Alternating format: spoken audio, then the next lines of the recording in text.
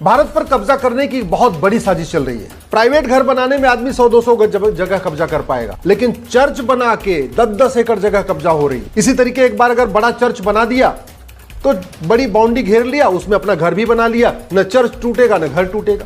अगर चर्च के ऊपर बुलडोजर चलाएंगे, मिशनरी स्कूल के ऊपर बुलडोजर चलाएंगे, मिशनरी हॉस्पिटल पे बुलडोजर चलाएंगे। प्रेज़ द लॉर्ड मेरे मसीह भाई बहनों, आप सभी लोगों को जय मसीह की। परमेश्वर आप सबको आशीषित करे मेरे प्रिय भाई बहनों। ये वीडियोस जो क्लिप आपने देखा, ये वीडियोस बहुत ही इम्पोर्टेंट और खास है। तो आप सभी लोगों से रिक्वेस्ट और निवेदन है कि इस वीडियोस को आप सभी लोग एंड तक वॉच करें, ताकि आज आप लोगों को पता चले कि आज हमारे मसीह लोगों पर कैसे कैसे धर्मांतरण के आरोप लगाए जाते हैं। जहाँ जहाँ पर चर्चे बनी हैं, वहाँ पर कैसे विरोधी जा जा करके वहाँ पर सताव करते हैं, मसीह लोगों को कैसे अत्याचारित करते हैं। तो मैं चाहूंगा कि सबसे पहले आप सभी लोग इस वीडियो क्लिप को देखें। भारत पर कब्जा करने की बहुत बड़ी साजिश चल रही है। आज के अखबार की एक खबर है कि झारखंड में बहुत बड़े पैमाने पे मज़ारें बन रही हैं, दरगाह बन रहा है, पक्का कब्रिस्तान बन रहा है, चर्च बन रहा है, मिशनरी स्कूल बन रहा है, हॉस्पिटल बन रहा है। ये जो मज़ार, दरगाह, पक्का कब्रिस्तान, चर्च, मदरसा, मिशनरी स्कूल बन रहा है, हाईवे के किनारे बन रहा है, जो नॉर्मल सड़क है उसके किनारे बन रहा है। बड़े प्लान्ड वे में एक एक जगह जो है 10-10 एकड़ जमीन कब्जा हो रही है। कोई आदमी अगर अपना अवैध निर्माण करेगा, अपना घर बनाएगा तो कितना बड़ा बनाएगा? 100 गज का बना लेगा, 200 गज का बना लेगा, 300 गज का बना लेगा। घर बनाने में भी खतरा है कि कल को सरकार गिरा भी सकती है। लेकिन एक बार जब मजार बन गई, दरगाह बन गई, पक्का कब्रिस्तान बन गया, चर्च बन गया, मदरसा बन गया, मिशनरी स्कूल बन गया, हॉस्पिटल बन गया, फिर बुलडोजर चलाने की हिम्मत नहीं पड़ेगी। क्यों?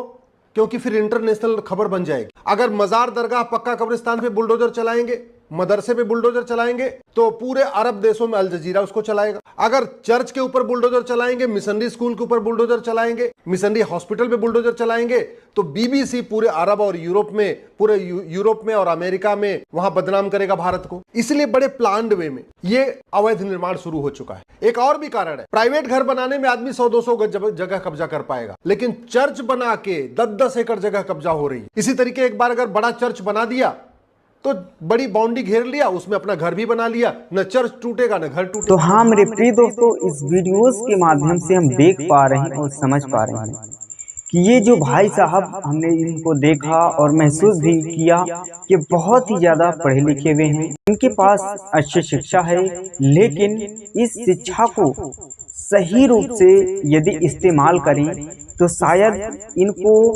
बहुत ही अच्छी जिंदगी मिले और हर एक चीज इनके जीवन में उपलब्धियां होने पाए।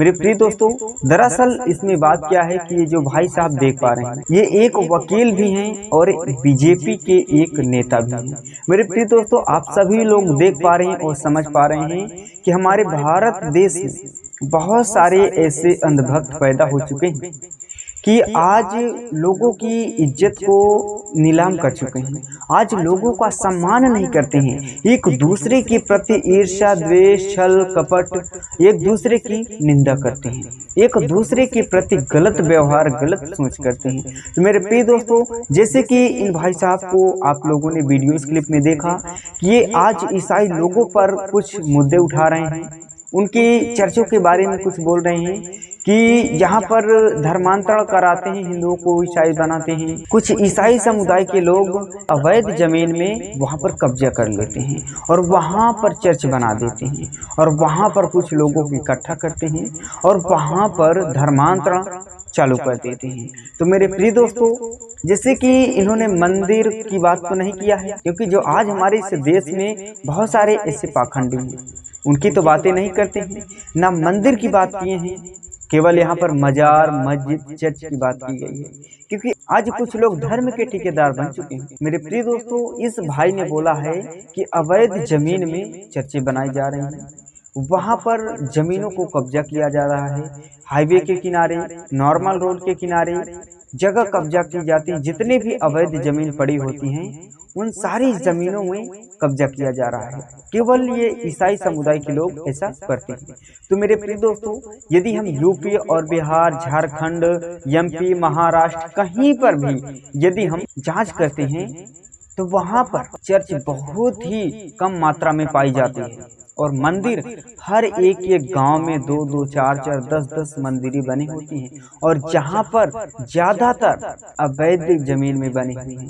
फर्जी जमीन में कुछ पंडित लोग, कुछ पाखंडी बाबा लोग अपनाते हैं, उस जमीन को कब्जा करते हैं और वहां पर मंदिर बना देते हैं। मेरे प्रिय दोस्तों, इस बात को मैं साबित करना चाहता हूं और इस बात को भी मैं मानता हूं कि हो सकता है कि कुछ चर्चे अवैध जमीन में बनी हुई, लेकिन कहीं न कहीं उससे ज्यादा मंदिर जो बनी होती हैं वो बहुत सारी अवैध जमीन में और बहुत ही ज्यादा मात्रा में बनी।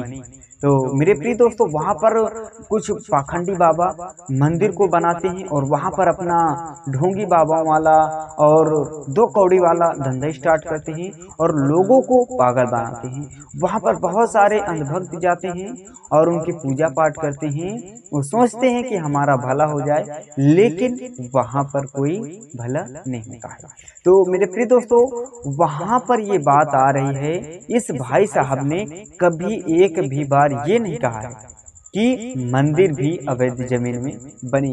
केवल वो मजार, मस्जिद और चर्च की बात कि ये ईसाई समुदाय के लोग अवैध जमीन को कब्जा करते हैं और वहाँ पर घर बनाते हैं, वहाँ पे चर्च बनाते हैं, वहाँ पे हॉस्पिटल बनाते हैं, वहाँ पे ईसाई स्कूल बनाते हैं।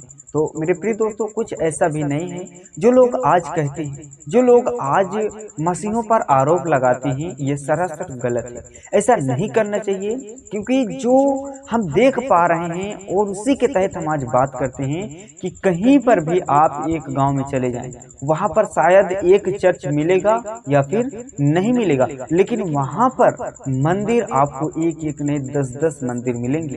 तो प्रिय दोस्तों, सबसे ज्यादा अवैध जमीन में है तो मंदिर है। मस्जिद भी उतना नहीं दिखती हैं, मज़ारें भी उतना नहीं दिखती हैं जितना मंदिर दिखती हैं। तो प्रिय दोस्तों, ये वकील साहब जो बोल रहे हैं, तो ये बहुत ही पढ़े लिखे भी हैं, बुद्धिमान हैं, इनके पास ज्ञान है, लेकिन इस ज्ञान को सही तरीके से इस्तेमाल इन्होंने नहीं किया है, क्योंकि इन्होंने कुछ दिमाग लगाया ही नहीं। इन्होंने कुछ गलत सलत बातें सुन करके लोगों के बारे में गलत बोलना, गलत कहना, गलत सोच करना। यदि हम ईसाई समुदाय के बारे में नहीं जानते हैं, उसकी सच्चाई को नहीं पहचानते हैं, तो उसके बारे में हम मत बोलें।